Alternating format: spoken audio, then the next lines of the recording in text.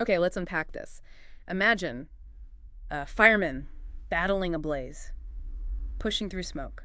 And then they find, well, a human torso in a Yeah. plastic bag.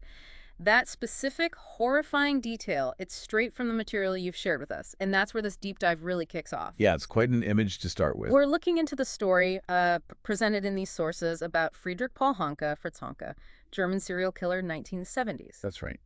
And the document we have covers, well, pretty much everything: his life, the crimes, the aftermath. So our mission here is to go through this material together, pull out the key facts, the, surprising bits. The unsettling details, too. Absolutely. And help you get a clear picture of Honka's story as it's told in this text. So let's get into it. Absolutely. And the material suggests right away that his story starts with, well, real difficulty. Born Friedrich Paul Honka, July 31st, 1935, Leipzig. One of 10 kids, it says. Yeah. And the text indicates his mother really, really struggled. Paints a picture of a tough childhood from the get-go. Huh. There's that striking detail from Honka himself. Oh, right, the concentration camp claim. Yeah, he said he was in a children's concentration camp. And his father, too. And the stated reason for the father, according to the text, was working for the communists. Both supposedly freed by the Russians? It's quite a backstory. It really is. Yeah. And his father died young, didn't he?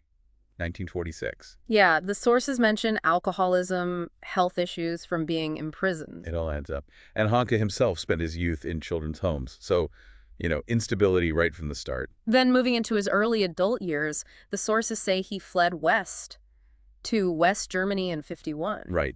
Tried an apprenticeship, bricklaying. Yep, but had to stop. An allergy, the text says. So unskilled work then, farm labor. And the material mentions an affair around this time. Yeah, resulting in a son, Heinrich. Paid alimony for him.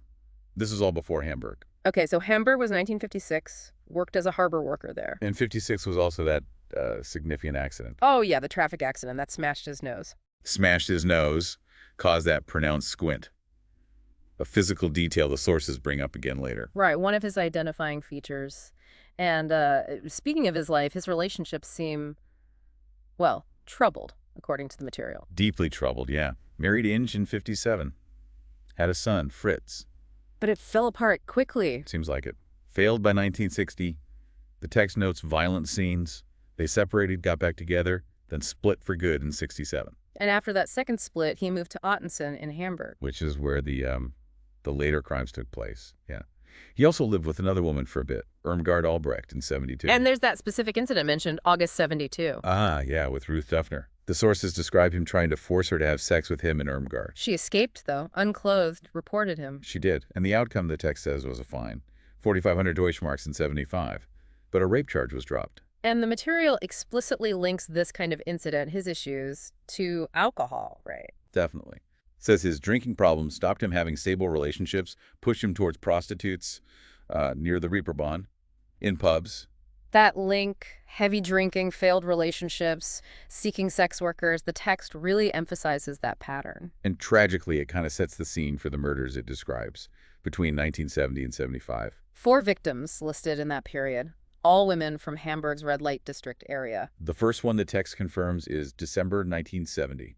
Gertrude Breuer, 42, hairdresser, sometimes a sex worker. And his stated reason, according to the material? He apparently told investigators she wouldn't have sex with him, so he strangled her in his flat. And the disposal.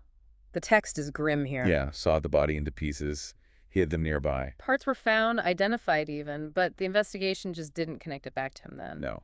And then there's a gap in the timeline the material gives us. Yeah. Until 74. Right, then a cluster of killing. Exactly. All strangled in his flat. Anna Boyschel, 54, sex worker, August 74. He claimed she wasn't passionate enough, according to the sources. Good grief. Then Frieda Raulich, 57, December 74. And Ruth Schult, 52, another sex worker, January 75. And here's a really crucial detail the material points out. These last 3 women... Their disappearances weren't reported. Never reported to the police, which is significant, isn't it? Hugely. Because it means no one was actively looking for them. And meanwhile, Honka, the text says, dismembered these bodies too. And hid the pieces in his flat. Yeah. And the attics. Yes, and this is where the smell becomes a factor. Neighbors complained about, well, the stench of rotting flesh. Complaints that were disregarded, the material says, which is just hard to fathom. It really is. And the text notes he tried using those pine-scented perfume blocks. Lots of them. Trying to mask that smell. What a disturbing picture. So looking at the motives, the personality details the sources give, what emerges? Physically, 1.68 meters, so about 5'6", slight build, that squint we mentioned, and a speech impediment too. And it comes back to the alcohol again, doesn't it? Failed marriages linked to heavy drinking. Critically, yeah. The text connects drinking directly to aggression. It says, when very drunk, he would vent his aggression on women. And his stated motives for the actual killings. The material goes into that. It does. It suggests he killed women after they mocked his preference for oral sex over, straight intercourse. And he specifically targeted certain types. Yeah, women shorter than him. Yeah. And often toothless. The text suggests this was to lessen his fear, his drunken fear, of being, mutilated during oral sex. It's the material trying to offer the rationale he gave, however twisted. So how did it all unravel? Not through standard police work, as we said. No, completely by chance, according to the text. A fire, July 15, 1975, in the apartment building in Ottensen where he lived. And the firemen found the remains. That partially decomposed torso in a plastic bag, yeah. That discovery immediately led the police to search his apartment thoroughly. He wasn't there initially. No, at work. Arrested the same day when he got back home, the material says. Did he confess? The text indicates he did. Fairly quickly. July 29, 1975. Admitted to the murders. But then he took it back. Yeah. Withdrew the confession in November 76, claimed he couldn't remember anything. So it went to trial. And the outcome, based on this material? Found guilty. 1 count of murder, 3 counts of manslaughter, and the sentence was 15 years in a psychiatric hospital, linked to his diminished capacity, the sources say. 15 years. So not life. He got out. He did.